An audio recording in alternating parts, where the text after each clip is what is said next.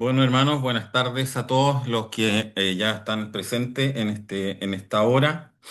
Y por supuesto, es una bendición y también es un desafío, pero es un bonito desafío poder preparar alguna reflexión respecto de la temática que el hermano Luis nos comentaba que se está tratando este año.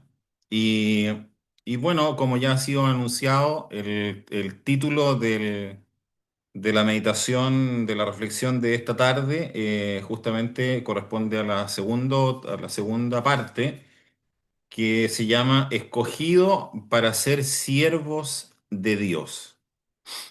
Y yo quiero, bueno, la verdad que el texto que tengo para tratar es prácticamente todo el capítulo 2 de la primera epístola de Pedro, que si ustedes tienen su Biblia abierta, sería muy aconsejable porque ahí es donde vamos a ir tratando en la reflexión de hoy día. Y en este capítulo 2 yo me voy a centrar principalmente en los últimos versículos para poder extraer lo que tiene que ver con la temática de hoy, pero igualmente voy a comentar algunos otros versículos y por supuesto que voy a partir leyendo el versículo de alguna manera emblema de esta temática, que es el versículo 9 del capítulo 2 que lo leyó recién el hermano hace unos instantes, que dice: más vosotros, porque esto es importante que lo tengamos claro en este mensaje que vamos a ver, sois linaje escogido, real sacerdocio, gente santa, pueblo adquirido, para que anunciéis las virtudes de aquel que os ha llamado de las tinieblas a su luz admirable. Bien, me voy a apoyar en la pantalla yo entonces para poder ir llevando el texto que tengo escrito. Y voy a tratar de leer mi mensaje, mi escritura, para no tener que pasarme mucho en el tiempo, porque si empiezo a agregar ideas personales, además de las que ya expuse, me voy a pasar más en el tiempo. Y no es la idea tampoco que ustedes aquí es tenerlos hasta las 12 de la noche. Bien, estamos en la primera epístola del apóstol Pedro y él está escribiendo en este momento aquí a un grupo de cristianos que estaban esparcidos y que estaban bajo tribulación. Un grupo de cristianos que estaban bajo persecución, bajo sufrimiento, bajo opresión. Y dadas esas condiciones en que ellos estaban, Pedro sabía que ellos tenían dos o tres alternativas en ese momento. Por un lado, ellos podían renunciar a su fe. Por otro lado, ellos pudieran rebelarse contra un sistema opresivo y de alguna manera tratar de iniciar una especie de revolución. Pero eran pocos, no tenían cómo. O ellos podían seguir las instrucciones del apóstol Pedro. Si me da un segundo, por favor, que voy a dejar aquí al hermano Ramón como anfitrión, porque si no, los mensajes me van a volver loco aquí. Eh, Sí. Ya ahí está hermano Ramón como anfitrión también para que le dé el ingreso a los hermanos que vayan llegando. Bien,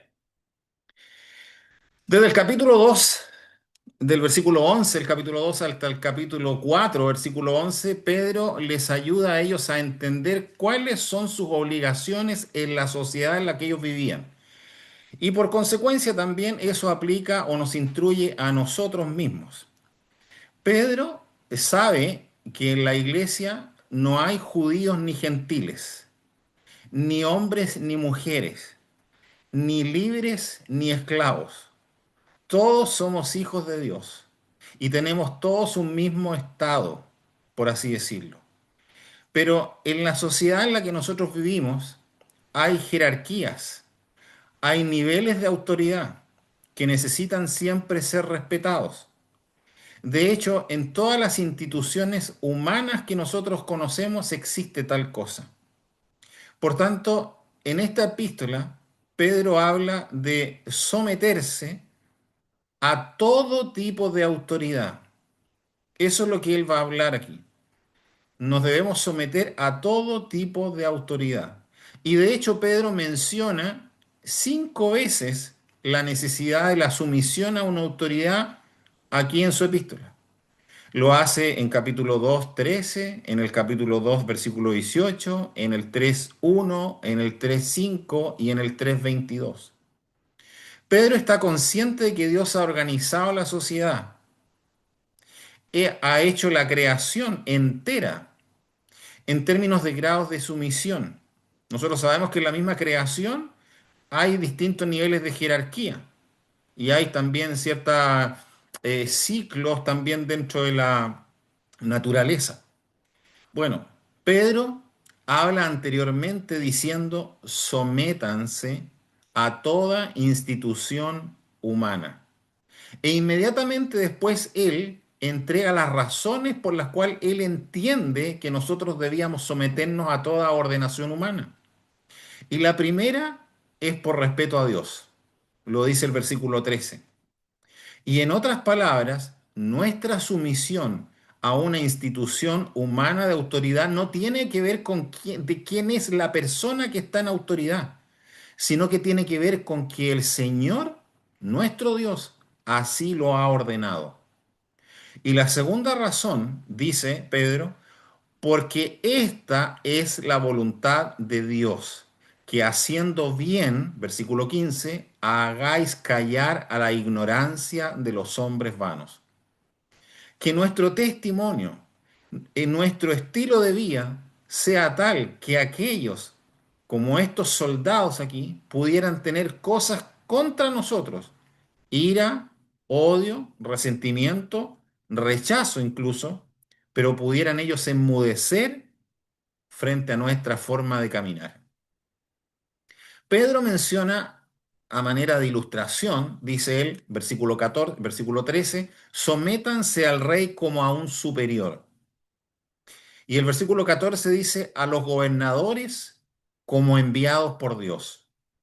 Y en el versículo 17 dice, honrad a todos. Honren a todos los hombres, dice Pedro, independiente del color de la piel, del género, de su situación económica, independientemente de la posición que ocupe, independientemente de lo que crean, ustedes honren a todos los hombres. De manera que eso que nosotros vemos con frecuencia a veces en las redes sociales, incluyendo a veces en cristianos un lenguaje que es ofensivo, que es hiriente, un lenguaje que es inapropiado contra otra persona, no importa si es atea, hermanos, eso es contrario a lo que el Evangelio nos enseña. Y la idea detrás de este mandato en Pedro es que cada hombre, en cada mujer, está la imagen de Dios. En cada niño hay una imagen de Dios. Entonces Pedro nos llama a amar a todos los hermanos, sobre todo a temer a Dios, a honrar a Dios, a reverenciar a Dios. Veamos, yo voy a leer lo que dicen los versículos 18 al 25, aquí el capítulo 2. Dice, siervos, sed sujetos con todo temor a vuestros amos, no solamente a los buenos y humanos, sino también a los rigurosos, porque esto es agradable. Si alguno, a causa de la conciencia delante de Dios, sufre molestias padeciendo injustamente, porque qué gloria es si pecando vosotros sois abofeteados y lo sufrís, mas si haciendo bien sois afligidos y lo sufrís, esto ciertamente es agradable delante de Dios, porque para esto sois llamados, pues que también Cristo padeció por nosotros, dejándonos ejemplo para que vosotros sigáis sus pisadas. Cristo, hermanos, es nuestro ejemplo y debemos seguir sus pasos, debemos seguir sus huellas. Veamos la primera instrucción que está aquí en el versículo 18. Lo leo otra vez. Dice, siervos, sed sujetos con todo temor a vuestros amos, no solamente a los buenos y a los humanos, sino también a los que son rigurosos. Es una forma aquí como decir a los que son rigurosos, a los que son un poco insoportables, los que son un poco cargantes, como le dicen algunos. La palabra siervos es una especie de esclavos, si lo llevamos al tiempo en que fue escrito esto, como para referirse a esclavos de la casa. gente como de servidumbre, gente que vivían en las casas de los amos. Esas personas eran esclavos, que incluso podrían tener un trato mejor a veces, porque algunos de ellos tenían oficios. Algunos eran músicos, otros eran pintores, otros eran escritores, pero habían sido sometidos a esclavitud por alguna razón. Incluso algunos de ellos eran nombrados como los educadores de los hijos de los amos, una especie como de tutores que ayudan a los niños a crecer, a ser educados. Y para ese tiempo, déjeme decirle que el Imperio Romano tenía millones de esclavos también en sus casas. El apóstol Pedro les habla a estos hombres, recordemos que él está tratando de ayudarles a ellos a entender cuál es su responsabilidad, cuál es su rol en el orden social. Habló del rey, habló de los gobernadores, pero en este caso también le está hablando a los esclavos. De hecho, el hecho mismo que él se esté dirigiendo a los esclavos en un documento ya era una señal de respeto para esas personas. En la antigüedad no era muy normal, muy usual que la gente se dirigiera a un esclavo, a una servidumbre, y mucho menos a través de un documento, porque eran personas consideradas como faltos de entendimiento o quizás personas que no sabían leer siquiera. Esas personas en ese tiempo, hermanos, no tenían derechos legales. De manera que en este documento llama mucho la atención que Pedro quiera referirse directamente a ellos. Él asume que ellos son dignos de ser mencionados en este documento, en esta carta, y decirles qué hacer. Y lo que él está instruyendo es que ellos puedan someterse. Note que no simplemente los llama a la obediencia, porque una persona puede ser sometida a la obediencia de forma obligatoria, ¿verdad? Pero aquí es algo voluntario, donde usted internamente decide someterse a una institución, a una autoridad, como en este caso, pero Pedro reconoce que estos esclavos, estos siervos, iban a tener diferentes tipos de amos. Mire, algunos amos iban a ser personas buenas y afables, y otros amos iban a ser personas muy rigurosos y a veces incluso podían llegar a ser personas insoportables. Y Pedro les dice, ustedes como siervos necesitan someterse a un tipo de amo y al otro tipo de la misma manera. Cuando Pedro estaba llamándolos a someterse, no era porque él estuviera intentando evitar una rebelión de parte de ellos, una especie de rebelión social. No, no era esa la intención de Pedro. Él tiene un principio mucho más alto que ese. Y veámoslo en el versículo 19. Dice Pedro, porque esto, ¿qué cosa? La sumisión a la cual lo está llamando. ¿A quiénes? A estos amos, sean buenos y malos. Es agradable, porque esto es agradable si alguno, a causa de la conciencia delante de Dios, sufre molestias padeciendo injustamente. Pedro está diciendo que si usted está sufriendo injustamente, no simplemente si está sufriendo, no, él está diciendo que si usted está sufriendo injustamente y es paciente y lo soporta, dice que hay una gracia especial en eso delante de Dios. Eso constituye una especie de mérito especial delante de Dios. Y la razón por la que esto gana una gracia especial delante de Dios es por algo que el apóstol Pablo explicó cuando escribió en su carta a los romanos, en Romanos 13:1. Dice, toda alma, decía Pablo, se someta a las potestades superiores, porque no hay potestad sino de Dios, y las que son de Dios son ordenadas. Las autoridades que existen, sea cual sea, en cualquier momento han sido de una u otra manera instituidas por Dios. Tenemos un ejemplo en el libro de Daniel.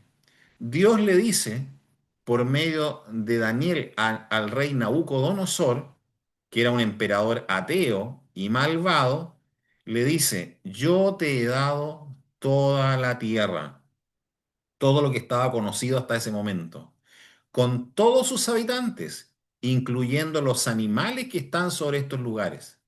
¿Se dan cuenta cómo vemos que aquí que Dios le está diciendo que Él es quien le ha dado la autoridad sobre la tierra y sobre todo lo que está encima de ella?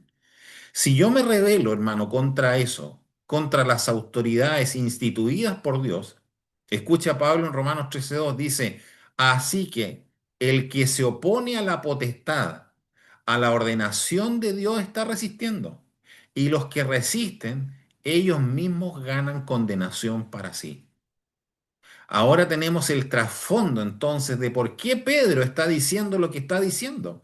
Él les dice, sométanse a sus amos, ya sean buenos o malos, porque de alguna manera, que ahora a ustedes quizás les cuesta mucho entender, ellos, sus amos, han sido y han sido puestos ahí por Dios. Y por tanto van a hallar gracia ante Dios si usted se somete a esas autoridades. Veamos ahora entonces cómo Pedro empieza a ampliar un poco más la explicación. Porque versículo 20 dice, ¿qué gloria es? Dice, o ¿qué mérito hay en el fondo? Si pecando vosotros sois abofeteados y lo sufrís, más si haciendo bien sois afligidos y lo sufrís. Esto ciertamente es agradable delante de Dios. Pedro dice que es imposible que alguno de ustedes en algún momento dado haya pecado. Ahora están sufriendo y lo estén haciendo con paciencia. Pero esto, hermanos, es el fruto de una desobediencia. Pedro dice, ¿qué mérito hay en eso? Porque cualquiera pudiera hacer eso entendiendo que se lo ganó. Porque no debiendo haber hecho algo y lo hizo, entonces ahora está pagando por las consecuencias de algo que hizo. Pedro dice, no hay ningún mérito en eso, porque ese mérito, el mérito está cuando yo sufro algo de manera injusta y aún así lo soporto con paciencia. Él está hablando en este momento a esclavos de la época, pero en realidad la aplicación es para todos los creyentes, incluso hasta nosotros. Vio, no sé si se fijó en el contraste que hay aquí, en que dice que hay un mérito en una forma, pero no hay mérito en la otra forma. Eso no es muy distinto a lo que Cristo enseñó y que está escrito ahí en Lucas 6, en otro orden de ideas. El mismo Señor Jesús le dijo, ¿qué mérito tienen si ustedes aman a los que les aman? Porque también los pecadores aman a los que les aman. Si hacen bien a los que les hacen bien, ¿qué mérito tiene eso? Porque también los pecadores hacen lo mismo. Esto es una idea similar a lo que está diciendo Pedro. Si soporta con paciencia cuando pecó y está sufriendo por su pecado, lo que hace difícil de encontrar, por no decir imposible, es encontrar a alguien que sufriendo injustamente esté dispuesto o quiera soportar eso con paciencia. Porque esa fuerza no es una fuerza de voluntad, es una fuerza que viene ni más ni menos que del Espíritu de Dios. La segunda parte de este versículo 20 dice, mas si haciendo bien sois afligidos y lo sufrís, esto ciertamente es agradable a Dios. Pedro ahora está llegando a lo más profundo de su argumento aquí en este capítulo. Está llegando a cuál es la razón de este llamado. Y leamos el versículo 21 porque aquí creo que está la clave de toda esta meditación. Porque para esto sois llamados, pues que también Cristo padeció por nosotros, dejándonos ejemplo, para que vosotros sigáis sus pisadas. Porque para esto soy llamado, dice. ¿Para qué? ¿Cuál sería ese propósito? ¿Para qué somos llamados? Para que podamos sufrir de una manera tan distinta a como el resto del mundo lo hace, como evidencia del poder del Evangelio y como evidencia del poder del Espíritu que mora en nosotros. Porque para este propósito hemos sido llamados, pues que también Cristo dice que padeció por nosotros, dejándonos ejemplo, ¿para qué cosa? Para que nosotros sigamos sus pisadas. Ahora Pedro finalmente, hermanos, terminó de explicar entonces lo que él quería explicar. Por un lado, yo tengo que sufrir bien porque mi sufrimiento forma parte de mi testimonio. Eso es lo que está diciendo él. Mi sufrimiento es parte de mi llamado, es parte de mi llamado como testimonio del poder del Evangelio y del poder del Espíritu de Dios. Y la otra razón por la que yo necesito sufrir bien es porque como Cristo me dejó un ejemplo y ese ejemplo dejó huellas. Y ahora Él me dice, tú tienes que seguir sus pasos. Eso es lo que este texto nos está diciendo. A nosotros nos gusta pensar muchas veces que fuimos llamados a la salvación, ¿verdad? Y nos gozamos en eso. Pero no nos gusta mucho pensar que junto con el llamado de la salvación, a veces viene también el llamado a sufrir, a pasar ciertas pruebas. Bueno, lo bueno de la palabra de Dios, hermano, es que la palabra siempre interpreta a la palabra, o la palabra siempre complementa a la palabra. Y si usted tiene alguna duda de esto, de que nosotros tuvimos un llamado a la salvación, que juntamente con él viene un llamado al sufrimiento, veámoslo claramente deletreado en Filipenses 1:29. Dice, porque a vosotros es concedido por Cristo no solo que creáis en Él, sino también que padezcáis por Él. Ahora está claro, hermano. Eso es lo que el Señor nos está diciendo. Pablo habla de dos concesiones. A ustedes, dice, se les ha concedido un privilegio, creer en Él y también sufrir por Él. El mismo espíritu que me lleva a creer en Cristo es el mismo espíritu que me sostiene en medio del dolor y el sufrimiento y que me da la habilidad para poder resistir. Primero nosotros creemos por Él, por el espíritu, y luego sufrimos por Él. Hay escritores, yo no sé si usted lo ha escuchado o lo ha leído, que dicen que a veces los cristianos nos gusta mucho y disfrutamos mucho vivir la experiencia del domingo, porque se refiere a que nos gusta mucho hablar de la resurrección, pero muchas veces no queremos pasar antes por la experiencia del día viernes, que es la experiencia de la muerte. Pero una cosa es imposible sin la otra. La dificultad siempre ha acompañado al pueblo de Dios. Toda la vida ha sido así. El autor de Hebreos tiene un capítulo, el capítulo 11, que es conocido coloquialmente como el capítulo de la fe. Ahí aparecen los nombres de varios de los hombres y mujeres de Dios del pasado que vivieron por fe. Y de esos nombres, el texto dice que ellos fueron apedreados, fueron tentados, fueron muertos a espada, algunos fueron distinguidos, pero también fueron afligidos y maltratados. ¿Quiénes? El pueblo de Dios. Y dice, Dios dice que el mundo no era digno de ellos. Ellos eran dignos del reino de los cielos, pero el mundo no era digno de ellos. Así ellos vivieron, de esa forma. Si hay algo que prueba cuán genuina es nuestra fe, es la presión de las pruebas a la que nosotros somos sometidos en el día a día. Si regresamos al versículo 21, Pedro nos dice no solamente que el sufrir bien, cuando estamos siendo maltratados injustamente, sino que Cristo nos dejó un ejemplo para que sigamos sus huellas. Usted sabe que la palabra traducida ahí como ejemplo es una palabra muy gráfica en el original, que literalmente quiere decir, si lo traduzco yo, es como una especie como de calco, como lo hacíamos cuando estábamos en el colegio, cuando niños. Bueno, hoy día existe la fotocopia, existe el computador y ya nada se calca. Pero antiguamente uno tenía que colocar un dibujo abajo y después colocaba un papel un poco transparente y tenía que hacer un calco con la mano, ¿verdad? O a veces lo colocábamos en la ventana, en el vidrio, para que con la luz del sol pudiéramos calcar ahí tal cual la figura que estaba abajo. Bueno, nosotros dice que hay un llamado a que debemos calcar el estilo de vida de Cristo. Esa es la figura. Y nuestro estilo de vida debe calcar el estilo de vida del Señor. La Biblia es coherente. Lo que me dice en un lugar me lo dice siempre en otro lugar. Veamos lo que dice Juan en su primera carta. Al final de sus días, con algo más de 90 años, un hombre que caminó con Cristo, que fue llamado el discípulo amado, dice, el que dice que está en él debe andar como él anduvo. Primera Juan 2:6. Ahí está lo que decía antes. Si debemos andar como él anduvo, entonces debemos calcar la vida de él. La pregunta sería, ¿cómo anduvo Cristo?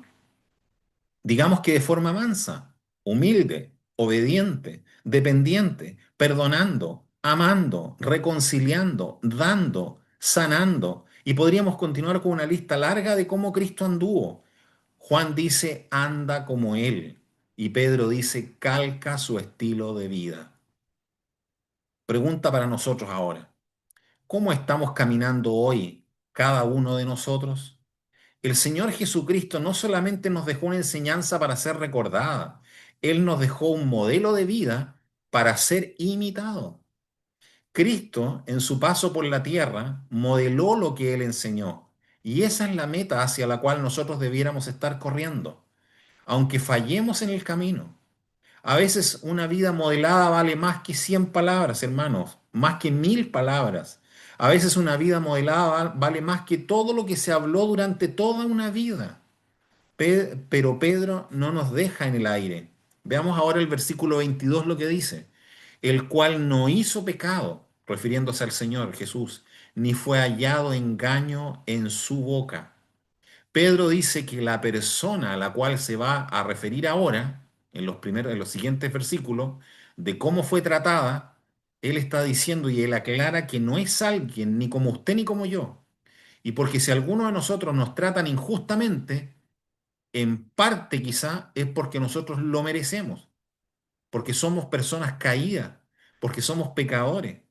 Yo tengo que arrepentirme, aunque lo tenga que hacer muchas veces. Yo oro y muchas veces estoy pecando incluso mientras estoy orando. Pero este otro hombre es un ejemplo por sí solo, el cual no cometió pecado ni engaño alguno, y quien cuando fue insultado, dice, no respondía insultando. Cuando padecía, él no amenazaba con todo el poder del universo que él tenía, sino que se encomendaba a aquel que juzga con justicia. Cristo llevó una vida santamente ejemplar. Tenía todos los derechos, tenía todo el poder, tenía toda la soberanía. Fue ultrajado muchas veces. Fue llevado al matadero, como dice Isaías, y como una oveja que no abría su boca. Este hombre que calmaba los vientos, que ponía a dormir el mar cuando lo insultaron, este hombre se mordió la lengua todas las veces que fue insultado. Versículo 23 dice, quien cuando le maldecían no retornaba maldición, no respondía de la misma forma. Cuando padecía no amenazaba, sino que remitía la causa al que juzga justamente. Cristo fue entregado por Judas con un beso y se quedó tranquilo en ese momento. Simplemente le dijo Judas, ¿así entregas al Hijo del Hombre o con un beso entregas? Pedro sacó la espada y Cristo sana al hombre que Pedro le cortó la oreja, porque él no ultrajaba, él no amenazaba, no hería. Fue entregado a las autoridades, por las autoridades judías a los romanos, y sin embargo se quedó callado. Fue juzgado injustamente 3 veces por los romanos y 3 veces por los judíos, y aún así se quedó callado. Fue entregado por Pilatos para que le dieran látigos y eventualmente lo crucificaran. Se quedó callado el Señor Jesús. ¿Cuál fue la razón de eso? La razón está escondida en algo que ya leí en el versículo 23 y claramente expresada en el libro de Pedro, que dice, si no remitía la causa, ¿a quién? Al que juzga justamente. En otras palabras, yo sé que aquel que juzga con justicia es que Él es quien lo ha orquestado, porque ese fue Dios. Hermanos, de este lado de la eternidad, usted y yo no esperemos justicia.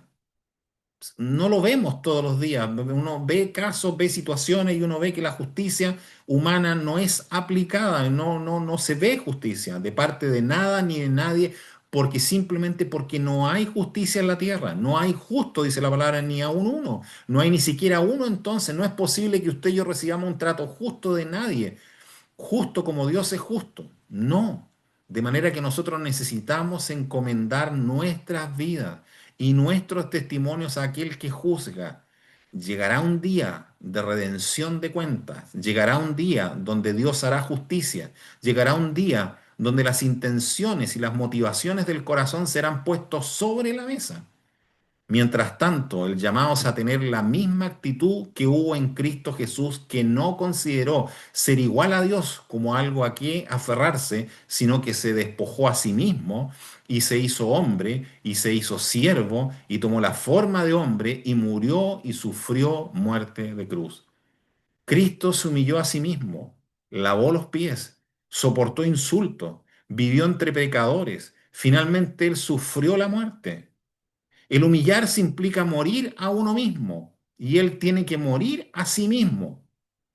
Pero el problema a veces del yo en nosotros, en usted, en mí, es que cada vez que el yo está grave, así como que ya el yo se está muriendo, se está acabando, nosotros parece que sin darnos cuenta como que buscamos la forma de darle respiración boca a boca a este yo, como que le damos un masaje cardíaco y como que tratamos de resucitarlo, cobra fuerza nuevamente y se pone de pie otra vez.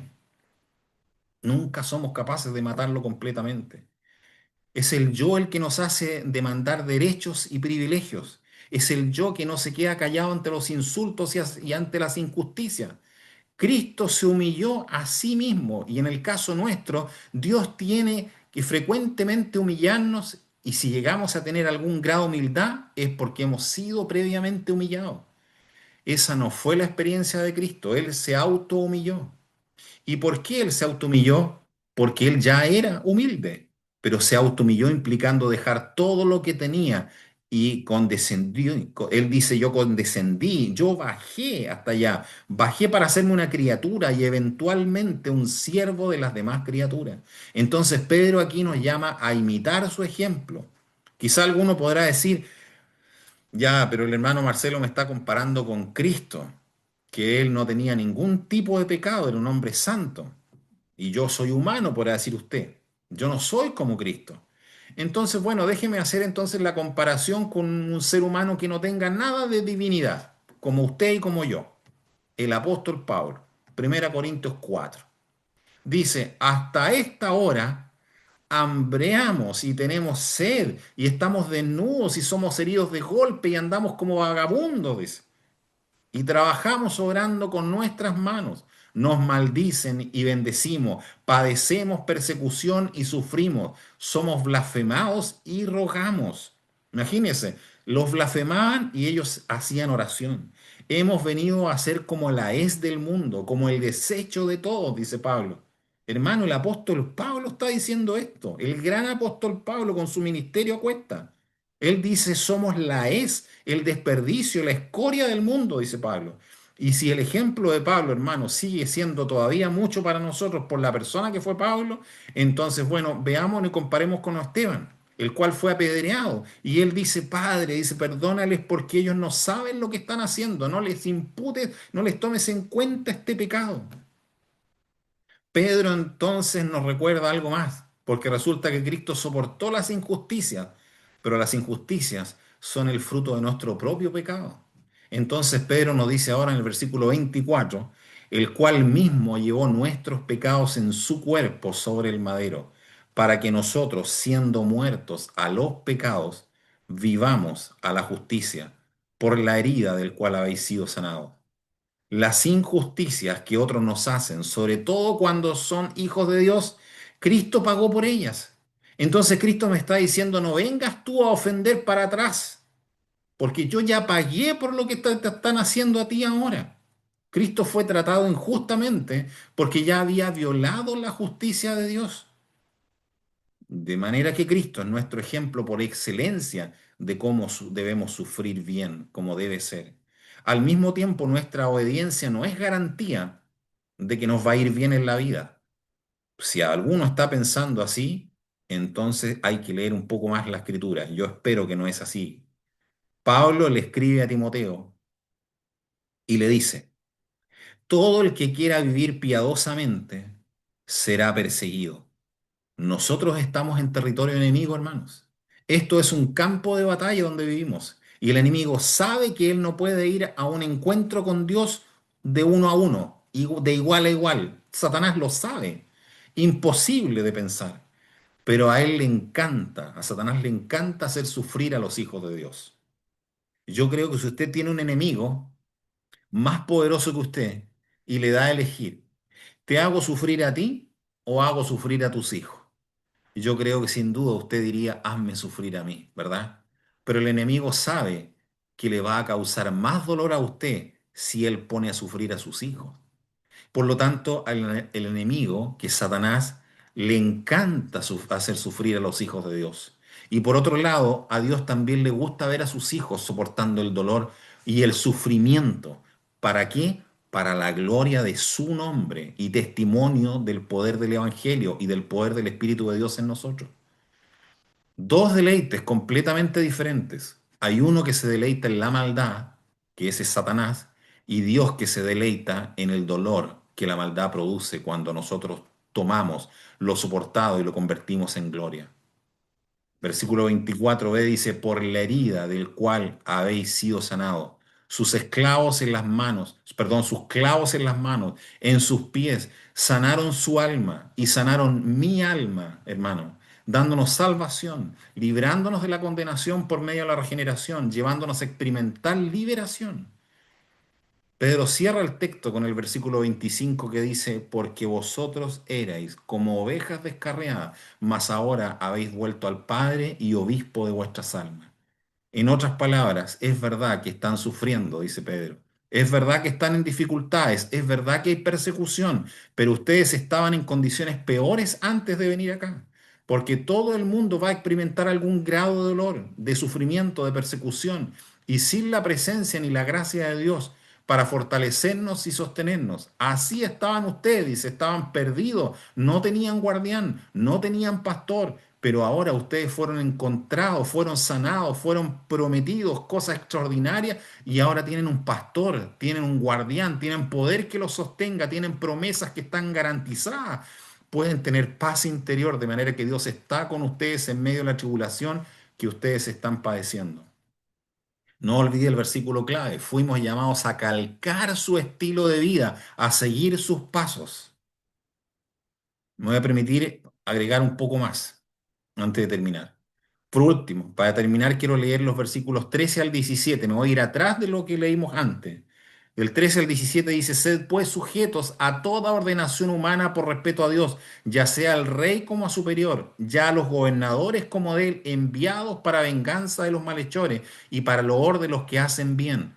Porque esta es la voluntad de Dios, que haciendo bien hagáis callar a la ignorancia de los hombres vanos, como libres y como teniendo la libertad por cobertura de malicia, sino como siervos de Dios. Honrad a todos, amad la fraternidad, temed a Dios, honrad al Rey. Hermanos, Pedro nos llama a la hora de hacer buenas obras, de vivir nuestra vida delante de los hombres, a una actitud de sumisión. Pero nos dice al principio de ese llamado cuál es la razón, que debemos hacerlo por respeto a Dios. De hecho, es lo primero que dice, sed pues sujetos por respeto a Dios.